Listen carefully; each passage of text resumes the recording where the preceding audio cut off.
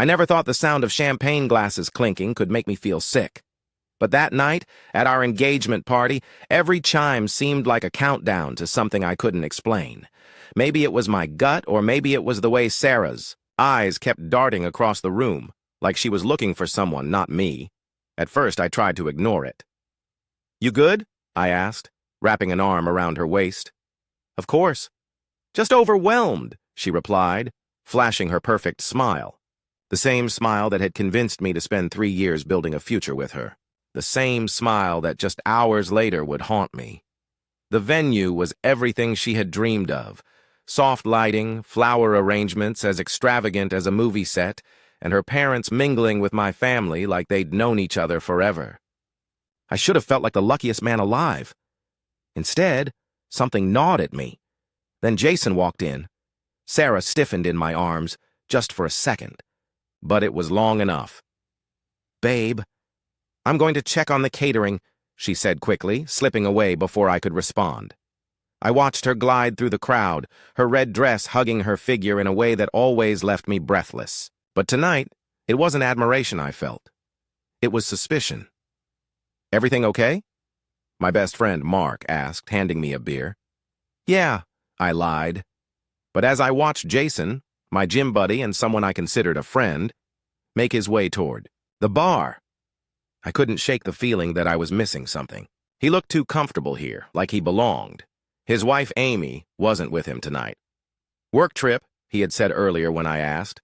"Convenient." I downed the beer and tried to shake it off. "Not tonight," I told myself. "Tonight's about you and Sarah. About the future." But fate had other plans. The signs had been there.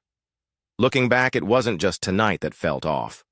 There had been late nights at work, girls' nights out, where she'd come home smelling like cologne that wasn't mine, and the way she'd gotten overly protective of her phone in the past few months. Once, I had asked her about it. "Why don't you leave your phone on the table anymore?" I joked as we ate dinner. She laughed too, but it felt forced. "You're being ridiculous," she said, slipping it into her purse. "I'm just careful because I've had coworkers snooping before." It sounded reasonable. But tonight, that small memory resurfaced like a bad dream. I needed air. Leaving the party behind, I stepped onto the balcony and let the cool breeze hit my face. Maybe I was overthinking it. Maybe I was letting the stress of planning a wedding get to me. Sarah and I had been through so much together. She wouldn't throw it all away, would she? I was lost in thought when Amy's voice startled me. "Did you see Jason inside?" she asked, her voice light, but carrying an edge I couldn't ignore. "Yeah, at the bar. You just get here?" She nodded, but her eyes didn't meet mine. Traffic. Amy and I weren't particularly close, but there was something about the way she stood there, clutching her purse like it held a secret that made me pay attention. "You okay?" I asked. For a moment, it looked like she was about to cry, but she quickly composed herself. "I'm fine, just tired." I wanted to believe her, but before I could press further, she smiled and excused herself. As she disappeared into the crowd, my phone buzzed in my pocket. A text from Sarah. "Where are you? On the balcony. Be right back." I shoved the phone into my pocket and returned to the party. But as the night wore on, the weight in my chest grew heavier. Something wasn't right, and I knew it wouldn't be long before the cracks in my perfect evening turned into an earthquake. It started with a whisper. Mark leaned over as I was grabbing another drink. "Hey, did you see Sarah talking to Jason?" "Earlier?" I felt my throat tighten. "No. Why?" He shrugged, but there was hesitation in his eyes. "I don't know, man. It just seemed weird. They were close. Like, too close." "Don't start," I warned, forcing a laugh. "You're drunk." "Maybe," he admitted. "But you should keep an eye on it." I brushed him off, but his words clung to me like a second skin. The rest of the evening was a blur of small talk and forced smiles. I couldn't stop replaying Mark's comment in my head. When had Sarah even had time to talk to Jason? And why hadn't I noticed? By the time the party was winding down, my paranoia was running wild. I spotted Sarah by the entrance, saying goodbye to some guests. Jason was nowhere to be seen. My pulse quickened. "Ready to head out?" she asked, slipping her arm around mine. "Yeah," I said, my voice barely above a whisper. But as we made our way to the car, I couldn't stop myself. "Did you have fun tonight?" I asked, keeping my tone casual. "Of course." It was perfect, wasn't it? I nodded, but her answer felt rehearsed, like she'd been waiting for that question. When we got home, she went straight to the shower, leaving her phone on the kitchen counter. My heart pounded as I stared at it. I'd never gone through her messages before, but tonight, temptation won. I unlocked it easily. Her password hadn't changed. The Messages app was open and my fingers trembled as I scrolled. There it was, a thread with Jason, hundreds of texts, photos, dates and times of meetups. My vision blurred, but one message stood out. "Can't wait to see you at the party." Same excuse as last time? I dropped the phone like it had burned me. The shower was still running. I had minutes, maybe seconds before she came out, and that's when the doorbell rang. I didn't answer the door right away. My mind raced, debating whether to confront Sarah first or deal with whoever was waiting outside. The shower was still running, but time wasn't on my side. I grabbed the phone and stuffed it into my pocket before heading to the front door. When I opened it, Amy was standing there. Her face was pale, her mascara smudged, and she looked like she'd been holding back tears or had already lost that battle. "Amy?" My voice cracked. "We need to talk," she said, stepping inside without waiting for an invitation. I shut the door and led her into the living room. She didn't waste time. "Jason's cheating on me," she said bluntly. "With Sarah." Hearing the words out loud hit harder than I expected. My knees almost buckled. I had seen the proof on Sarah's phone just minutes ago, but part of me had still been hoping it wasn't real, that there was some explanation, some misunderstanding. But Amy's presence made it undeniable. "How long have you known?" I asked, my voice barely audible. "I found out 2 weeks ago," she admitted, tears welling in her eyes. "At first I thought I could handle it quietly. I didn't want to ruin anyone's life, but when I saw how close they were at the engagement party tonight, I couldn't stay silent anymore. I'm sorry." My jaw tightened. "Don't apologize. You're not the one who ruined anything." The sound of the shower stopped, and panic set in. "You need to go," I said quickly. "Sarah's going to come out any second." Amy grabbed my arm before I could lead her to the door. "Wait, what are you going to do?" "I don't know yet," I admitted. "But whatever happens, it won't be quiet." She nodded, understanding the weight of my words. As I opened the door for her, she hesitated. "If you need anything, proof, screenshots, I've got it all," she whispered. "Just say the word." I closed the door behind her and leaned against it, my breathing ragged. The house was too quiet now, except for the sound of water dripping from the shower head. I heard Sarah moving around in the bedroom.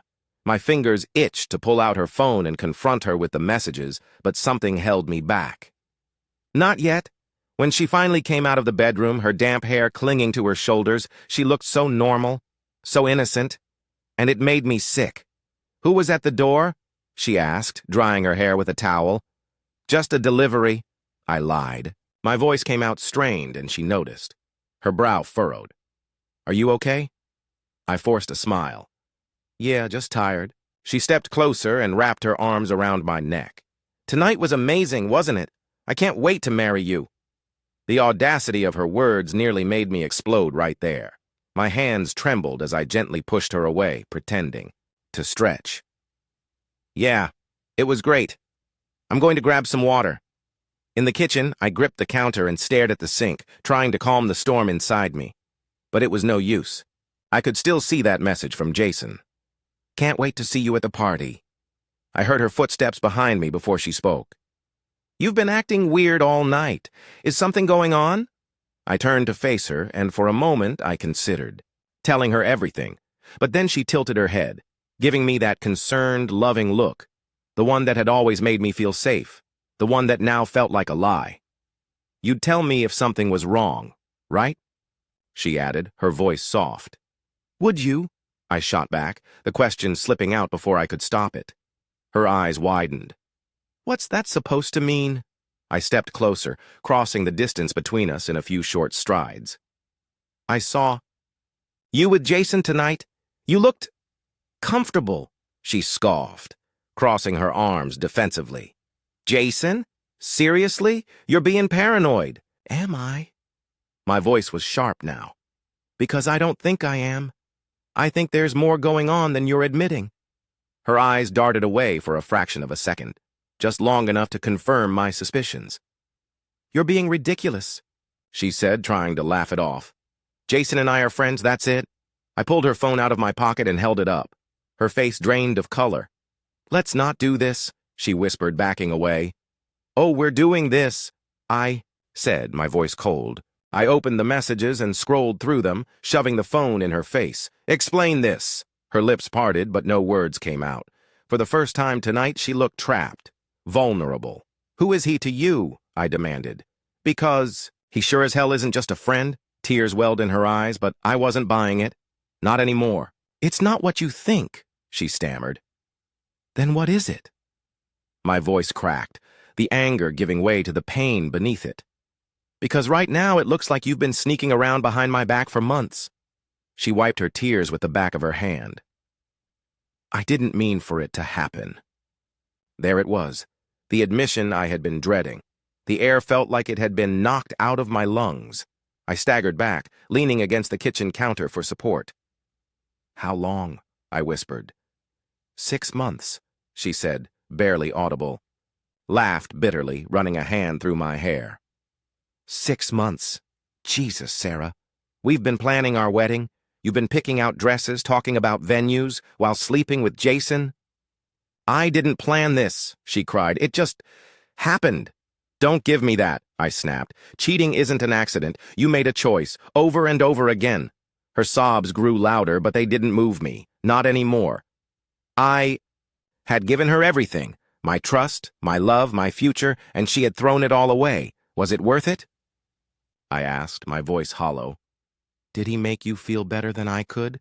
She shook her head frantically. It wasn't about that. I still love you. I laughed again, the sound bitter and broken. You don't get to say that. Not after this. I could see the desperation in her eyes as she tried to reach for me, but I stepped back. Please, she begged. We can fix this. No, I said firmly. You broke it. For a moment, the only sound in the room was her sobbing. But I wasn't done yet. Does your family know? I asked. Do they know that the daughter they're so proud of has been lying to everyone? Her sobs turned into gasps. Please, don't tell them, she whispered. I'll do anything. I stared at her, disgusted. The woman standing in front of me wasn't the Sarah I thought I knew. This was someone who had lied, cheated, and manipulated, and now she wanted me to protect her secret. But I wasn't her shield anymore. We'll see, I said coldly, walking past her. I need time to think. As I left the house, her cries echoed behind me. But I didn't look back. My phone buzzed in my pocket. Amy again. I had a feeling this wasn't over. Not by a long shot. When I left the house that night, I had no plan. Just rage. Rage that pulsed through my veins, clouding every rational thought. But by the time I parked my car a few blocks away, the fog in my mind began to clear. Anger wasn't enough. I needed something bigger. Something that would leave a mark. I pulled out my phone and texted Amy. We need to meet. Tonight. Her response was immediate. Come to my place. Jason's still out. Amy lived in a sleek apartment, the kind with modern furniture and large windows, that overlooked the city skyline. But tonight, the view didn't matter. We sat across from each other at her kitchen island, a bottle of whiskey between us. She poured herself a glass, her hands shaking slightly. I'm guessing you found everything you needed? I nodded, swirling the whiskey in my glass before, downing it. The burn felt good, like it was purging the last bit of hope I had left for Sarah. They've been meeting at hotels, I said, my voice colder than I expected. Jason booked the rooms. I saw the receipts. Amy bit her lip, her eyes glistening with unshed tears. He told me it was just once, but they always say that, don't they? Yeah, I muttered, leaning back in the chair. They always do. For a moment, we sat in silence, the weight of betrayal pressing down on both of us. Then, an idea started to form, a plan that would hit them where it hurt the most. "Jason's gym," I said suddenly, breaking the silence. "You said he's been working his way up to management, right?" Amy nodded. "It's his dream job. He's been sucking up to the owner for months," I smirked. "Let's see how they feel about having an employee who can't keep his hands off another man's fiancée." Amy's eyes lit up with understanding. "I've got screenshots of their messages, photos of him leaving the hotel too. I wasn't sure what to do with them, but now I know." We spent the next hour putting everything together, a folder filled with damning evidence that would ruin Jason's career. But I wasn't done yet. Sarah needed to face her own consequences. "Her family thinks she's perfect," I said, thinking out loud. "They've invested so much in this wedding. Imagine their reaction when they find out why it's off." Amy hesitated. "You really want to involve them?" "She begged me not to," I replied, a bitter smile creeping across my face. "Which is exactly why I'm going to." Amy nodded, pouring us another drink. "Let's burn it all down." The next morning, the wheels were already in motion. Amy dropped off the evidence at Jason's gym, and by noon, she texted me that he'd been called into a meeting. By 3 p.m., he was fired. The fallout was faster than I'd expected, and I could almost picture his reaction, the panic, the excuses, the desperation. But that wasn't the highlight of my day. The real show began when I visited Sarah's parents that evening. Her mom answered the door, her face lighting up when she saw me. "Oh, sweetheart. What a surprise. Come in, come in." I stepped inside, my heart pounding but my resolve firm. "Is Mr. Thompson home too? I need to talk to both of you." She led me to the living room, where her dad sat reading the newspaper. When he saw me, he smiled warmly. "Everything okay, son?" I swallowed the lump in my throat. "I'm afraid not. There's something you need to know about Sarah, about why I can't marry her." Her mom's smile faded instantly. "What do you mean? Did something happen?" I pulled out the folder, the one filled with screenshots and photos Amy and I had compiled. I handed it to her dad, watching as his face went from confusion to disbelief to anger. Her mom gasped, covering her mouth with trembling hands. "This can't be true. There must be some mistake." "There's no mistake," I said firmly. "She's been having an affair with Jason for 6 months. I found out last night." Her dad slammed the folder shut, his knuckles white. "Where is she now?" "At home," I replied. "But I'm not going back. I've already packed my things." Her mom burst into tears, and her dad stood up, pacing the room like a man trying to contain a hurricane inside him. "I don't know what to say," he muttered. "I thought we raised her better than this." "I did too," I said, my voice softening for the first time. "I loved her. I wanted to spend my life with her, but I can't forgive this." Her dad stopped pacing and placed a hand on my shoulder. "I'm sorry. You didn't deserve this." "No, I didn't," I agreed. "But she'll have to live with the consequences now." When I got back to my car, my phone buzzed with a call from Sarah. I ignored it. She'd been calling and texting me non-stop since last night, alternating between apologies, tears, and desperate promises to change. But I wasn't interested in hearing any of it. By the time I returned to my temporary apartment, Amy had already texted me an update. Jason came home. He knows. It's chaos here. Good. I took a long shower, letting the hot water wash away the tension in my body. But as I stood there, my mind replayed everything, her lies, her tears, her pleas for forgiveness. Part of me felt vindicated, but another part felt hollow. When I stepped out of the shower, there was a voicemail from Sarah waiting for me. I hit play expecting another round of apologies, but what I heard made my blood boil.